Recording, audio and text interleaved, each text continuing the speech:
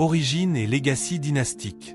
Haïlé Sélassié Ier, né sous le nom de Tafari Makonnen le 23 juillet 1892 à Egersa Goro, dans la province de Harar, est issu d'une longue lignée royale de la dynastie salomonide, qui remonte, selon la tradition éthiopienne, au roi biblique Salomon et à la reine de Saba.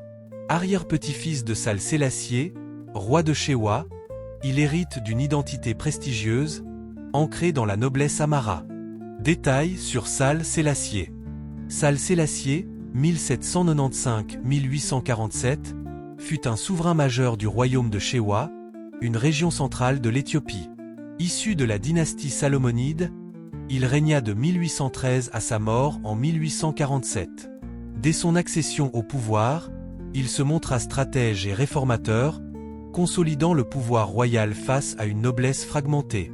Sal Sélassié entreprit une centralisation du pouvoir, réformant la fiscalité et mettant en place une administration plus stable.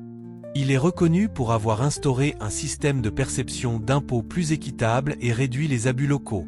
Il fut aussi un modernisateur prudent, il engagea des artisans européens, fit venir des armes à feu, et établit des relations diplomatiques avec la France et le Royaume-Uni. En 1841, il signa un traité d'amitié avec les Britanniques et un autre en 1843 avec la France. Militairement, Sal Sélassié mène des campagnes contre les peuples Oromo et Gurage afin d'étendre son territoire et renforcer la sécurité du royaume. Il construisit ou renforça des forteresses, comme à Debré-Béran, Ankobé et Arambi. Il réussit à contenir l'influence des chefs de guerre locaux, unifiant ainsi le royaume de Shewa sous une autorité plus centralisée.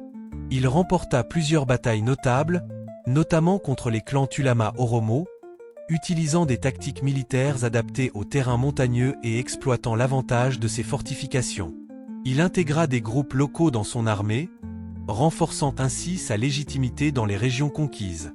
Religieusement, il soutint activement l'Église orthodoxe éthiopienne tout en réglant les tensions doctrinales internes.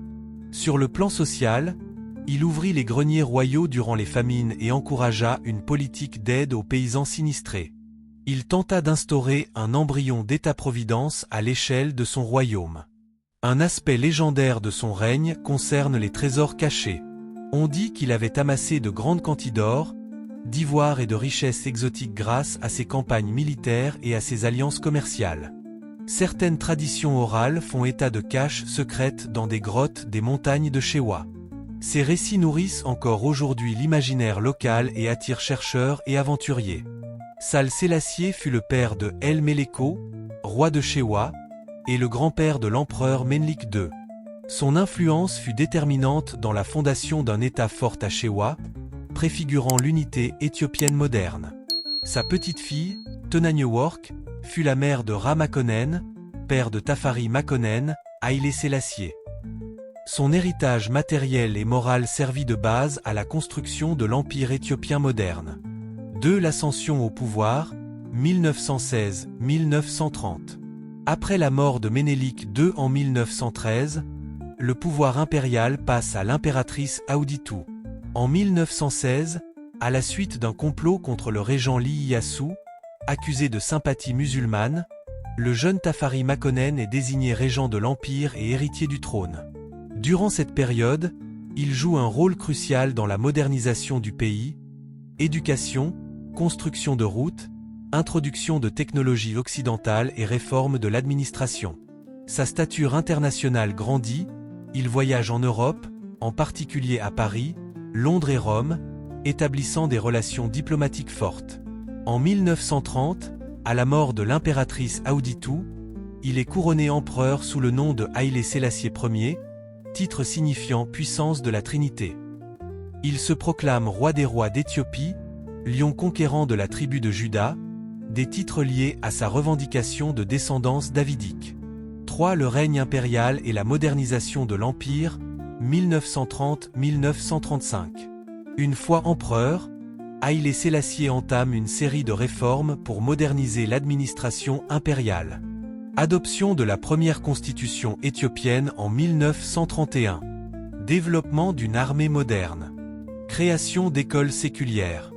Mise en place d'un système judiciaire inspiré des modèles européens. Son règne incarne le rêve d'une Éthiopie forte, indépendante et souveraine, dans un continent alors dominé par les puissances coloniales.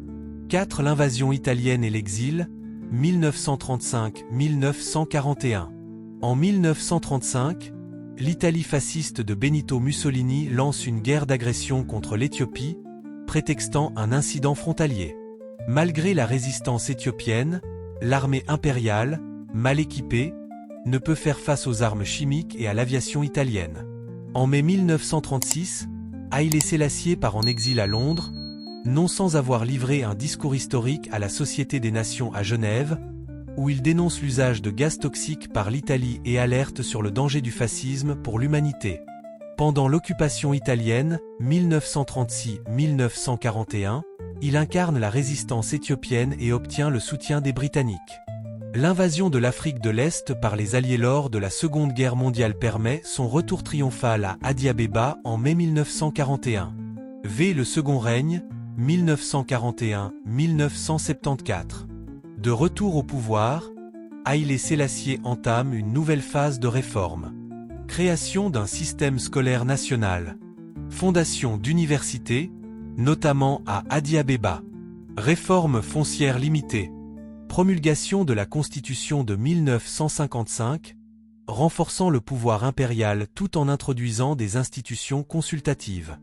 Il joue un rôle central dans la politique africaine. Accueille en 1963 la création de l'Organisation de l'Unité africaine, OUA. Soutient les mouvements de libération sur le continent. Défenseur d'un panafricanisme unificateur. Malgré ses succès, l'autorité de l'empereur s'effrite face à l'inefficacité des réformes économiques, aux famines récurrentes, notamment en 1973, à la répression politique et à une jeunesse de plus en plus militante. 6. Le renversement et la fin, 1974-1975.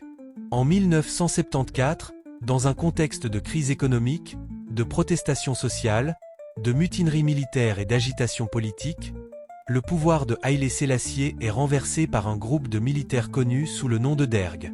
L'empereur est arrêté, placé en résidence surveillée, puis emprisonné au palais Jubilé. Il meurt le 27 août 1975, probablement assassiné par les nouveaux dirigeants. Officiellement, sa mort fut attribuée à une insuffisance respiratoire. En 2000, ses restes sont retrouvés et inhumés en grande pompe à la cathédrale de la Sainte-Trinité à Addis-Abeba. 7. L'héritage spirituel et politique. Haïlé Sélassié est devenu, bien au-delà de son rôle politique, une figure mystique et spirituelle. Il est vénéré comme le Messie et le Dieu vivant par les Rastafari, un mouvement spirituel né en Jamaïque dans les années 1930. Ce culte repose sur son titre de roi des rois et sa légitimité en tant que descendant de Salomon.